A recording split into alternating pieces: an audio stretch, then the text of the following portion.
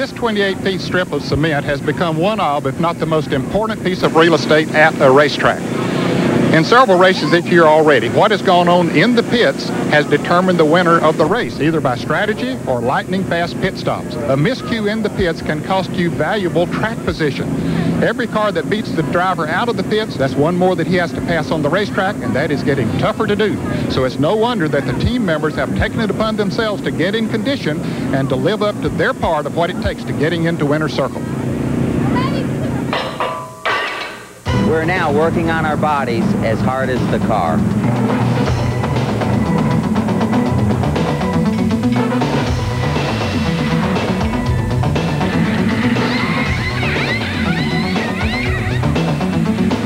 The man's performance has become just as important as the machine.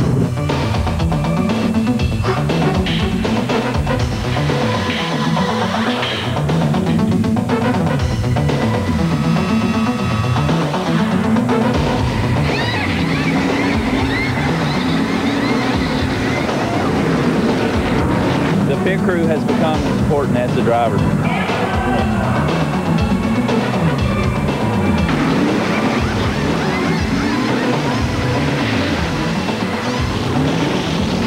Pressure and racing. It's unbelievable. And it's not just to get here to victory lane. It's the championship.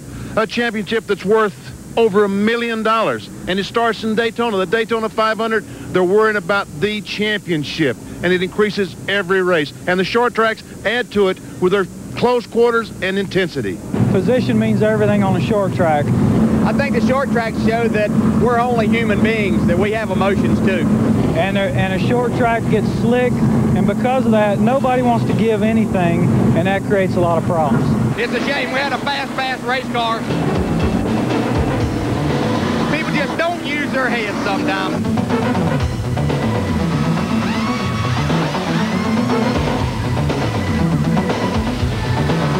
In a wreck and I'm left down, I try to give the guys, you know, there's not a lot of room here anyway.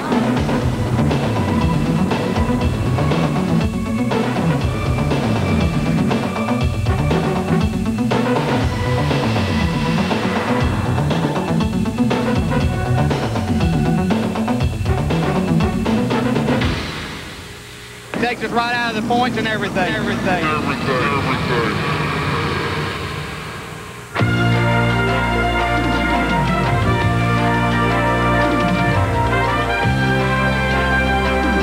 ESPN, the world's leader in motorsports coverage, presents Speed World. Today, live from North Wilkesboro Speedway in North Carolina, it's the First Union 400 NASCAR Winston Cup race. And you could not ask for more perfect weather conditions, hardly a cloud in the sky, zero chance of rain at a very comfortable 68 degrees. Here's what pressure is all about. The quest for the Cup standings. Dale Earnhardt leads Rusty Wallace by 47. Every driver in the top 5 of points has at least one win here at North Wilkesboro. In the second 5, there you find Dale Jarrett, who is only 177 points behind, certainly not out of the championship. And the second 5 also includes rookie Jeff Gordon. Hi, everyone. I'm Bob Jenkins. Welcome to North Wilkesboro. Now, each year, 3 pressure-packed short track races are run during the spring, 3 during the fall. This is the second of the year here at the 5/8 mile oval at North Wilkesboro. It's interesting to note that Earnhardt and Wallace have accumulated the most points in short track racing over the past 5 years. Let's get more on this story as we go pit side, and here's John Kernan. Thank you, Bob. Well, yes, Rusty and Dale are locked in an early season points battle, and today at North Wilkesboro, Rusty has a little bit of a head start. He is starting 9th, Earnhardt back here in the 21st position, but Dale has the fastest race car in the field. And ironically, he broke Rusty's old qualifying record here at North Wilkesboro yesterday in second round qualifying with a lap of 117.6 miles an hour. And Dale, I tell you, after that lap you turned yesterday, you had a smile all across your face. Well, it really felt good to come back and run good the second day after having such a bad first day and not making the race. But the car was really hooked up. We did a few things to it, Andy and the guys, and we tuned on it, and it really hooked that second lap and run a good lap. Now, you have the fastest car in the field, but you got 20 guys in front of you. Can you afford to be careful in the early stages of the race, or can you charge right to the front? Well, you got to be a little careful here and work, hopefully get by some of these cars and work your way to the front and get in there with the front leaders. It's going to be a long day, even though it's just 400 laps here, but it's a tight race here and a lot of fun if you just be cool.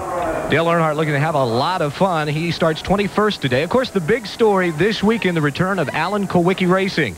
And with more on that, here's Dr. Jerry Punch. Thank you very much, John. You know, it was Alan Kulwicki's wish that Ridgeway, Virginia driver Jimmy Hensley drive his car if he were ever incapacitated.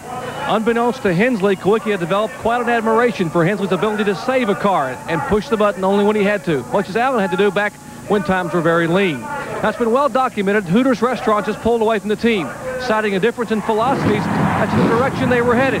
So this team almost didn't get here, but up stepped some people like Pure Lady, an associate sponsor, and Will Help. And Nick Campbell, the CEO for Bojangles Restaurant in Charlotte, said, hey, I've already got a race team with Derek Cope, but I'm a fan. I want Alan Kulwicki's wishes to be fulfilled. So I will sponsor the car for here, Martinsville, and Talladega. But I don't need the exposure, so let's put my favorite charities on the car. So on the front of the car, Easter seals, and on the very back of the car is a sign for the Shriners Hospital for Crippled Children. What will happen to this race team? Where will it go after Talladega? Well, a lot of that can depend on what happens here today. Bob? All right, Jerry. Well, pressure was evident yesterday when Les Richter and Gary Nelson met with Ricky Rudd and Brett Bodine separately and together to warn them to show more respect for each other on the racetrack. Both drivers agreed to forget about the past and look toward the future. Our Speed World coverage is being brought to you by Quaker State, the big tires. A look at the starting lineup and a closer look at North Wilkesboro Speedway when we return.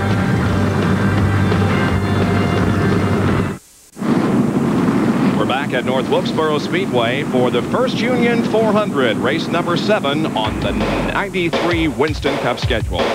Well, here's our look at North Wilkesboro Speedway. It's 0.625 miles in length. 117.017 was the pole speed. Time 19.228 seconds, and we'll go 400 laps. Our Busch track description, well, North Wilkesboro is a 5/8 mile oval. The banking in turns 1 and 2, 14 degrees.